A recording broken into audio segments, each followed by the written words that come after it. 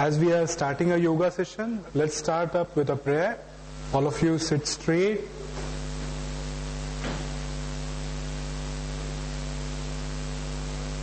Join your hands and follow the prayer with me. Om Sahana Vavatu Sahano Bhunaktu Sahaviryam Karvavahai Tejasvinavadhitamastu Ma Vidvishavahai Om Shanti Shanti Shanti.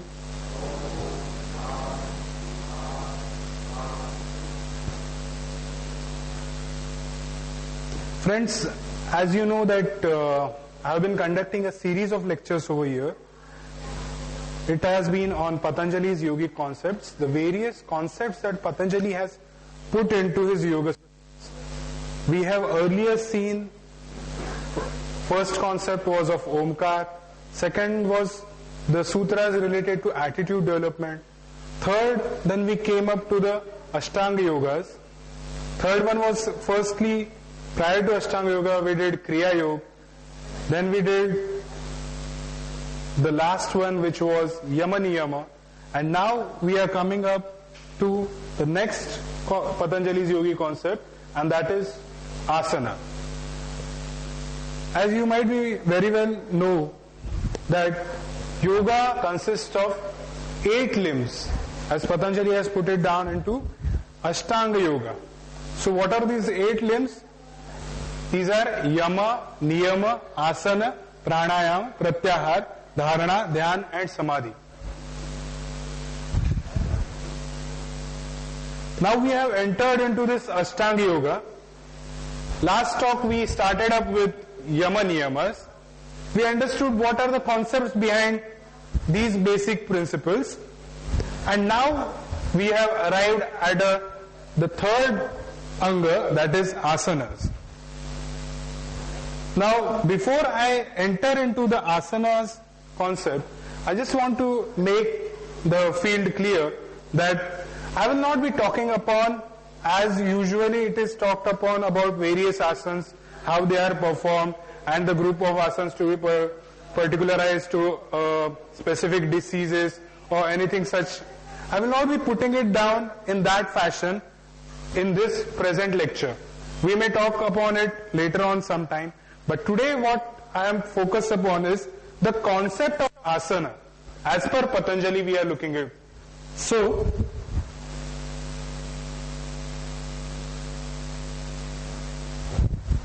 as you might be knowing, not only Patanjali but various other authors like Gheranda Samhita, Hatha Pradipika, Swatmaram, they all also have written about yoga and are understood as eminent writers into this field. So, as we have seen, there are Ashta-angas as per Patanjali of yoga. So, in the Ashta-anga, the third aspect was asanas. In Gheranda Samhita, Gheranda Muni has considered asanas to be the second aspect, and Hatha Pradipika considers the first aspect as asana. So, these are the various, just I am giving the references, later on we can also elaborate upon these individual writers and how they look upon to the various aspects of yoga. Now what is asana? If we understand broadly, asana is maintaining specific posture of the body for some time, achieved through a skillful movements, and such a posture gives various benefits like physical as well as mental benefits, and when such a posture is achieved, that posture is called as a asana. So, what goes into doing an asana? There is a serial of step-by-step movements of the organs, and then finally achieving a particular pose. Like for instance, if it is a Parvatasana, the body becomes like a Parvata. If it is a Vrukshasana, the body attains finally the shape of a Vriksha. Mayurasana, it goes into a shape of a Mayur, that is a peacock. So there are such final poses that are named, and there is a serial of steps that have to be followed to achieve that particular final posture. And then after that we have to maintain that posture. Maintaining that posture for say around 5 seconds, 10 seconds, whatever the capacity of mind for that particular day, it will gradually go on increasing. On the first day itself, I will not be able to hold Mayurasana. I will have to do initial steps. Or maybe Shirshasana will not be possible at the first day.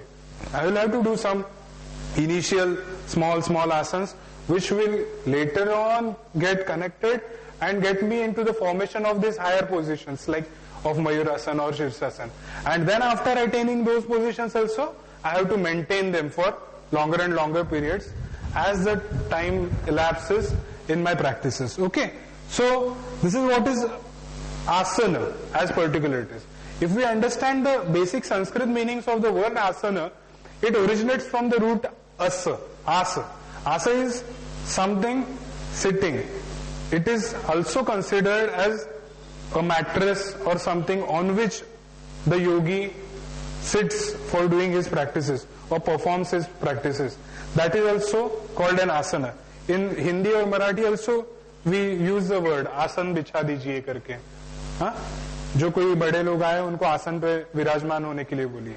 हाँ, so these chairs which wherein you are sitting are also asanas in which one sits. And here for yoga it is the body structure in which stability can be attained and one can sit for longer time. As I have earlier also told you that even if these Ashtangas are not steps but they are limbs of yoga, but each of them is a prerequisite to the next one and it helps the next step, next limb to be more and more firm. So if one has to do pranayam, for instance, you might have seen a lot of pranayam here and there. One has to do a lot of breathing practices with various positions to be held by the hand and the exhalations and inhalations. For that thing to happen, first of all I have to sit straight. This is the basic requirement for that. So in order to make my body supple enough and sturdy enough to sit in a position for a longer duration, what I have to do is, initially I have to make my body fit enough to attain that posture. So even if I am attaining a Siddhasana or say Vajrasana or Padmasana, whichever is required for me to get into the later limbs very in a better fashion is what is called an asana. So whatever series of asanas I do for say 3 months, 6 months or years together if I am doing, ultimately if I am able to attain something stable, some of the posture to maintain me in a stable erect position for a longer duration, then of course it is going to be helpful for my later on limbs to be performed very nicely. Yeah, now as I told you, I am dealing for this particular talk, I am dealing only with the concept of Patanjali, of asana. So, Patanjali Yoga Sutras mention these 3 sutras describing what is asana. So firstly what he says, Sthira Sukham Asanam. Then he says, Prayatna Shaithilya Ananta Samapatibhyam. And the third one is, Tato Dvandan Abhigataha. You might think upon it, Patanjali, who is considered to be one of the basic writers of yoga, or the basic, we can say, he had collected all the information. Yeah, compiler. The basic compiler of yoga has put asana, which is nowadays considered to be such a big aspect of yoga, has put it only into 3 sutras. Only 3 sutras he is giving. You can very well go through and see that there is no mention of any particular asana. No name is given.